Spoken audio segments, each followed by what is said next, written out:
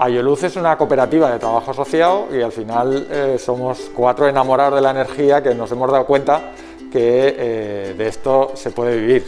Partimos de una organización ciudadana, que todo el mundo entienda la manera de ser más eficientes y por tanto pagar lo menos posible.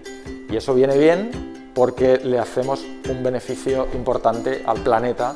El ayuntamiento ha pensado que este ejercicio de oficina de atención personalizada, en este caso a comercios, era una cosa que nosotros venimos haciendo ya en el tiempo. La hemos llevado al mundo de lo online porque estamos en la situación en la que estamos.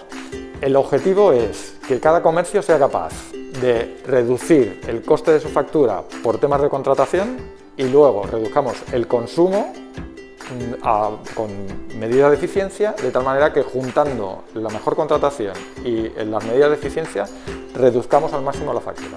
Consiste básicamente en 3 talleres online que tenemos que ver los 3 porque son complementarios y con esa información y el seguimiento que nosotros vamos a poder hacer, vamos a conseguir reducir al máximo la factura que calculamos en un contexto de entre un 20 y un 30%, no tiene ningún coste para los comercios que se apunten. Evidentemente hay un trabajo que hacer, pero es el ayuntamiento el que asume el coste del proyecto. Los comercios que estén interesados simplemente tienen que ir a la página de Valencia Clima y Energía, donde está todo el detalle de lo que es el proyecto, y hay un formulario muy sencillo con 4 datos mínimos para que nosotros nos podamos poner en contacto con ellos y ya está todo hecho.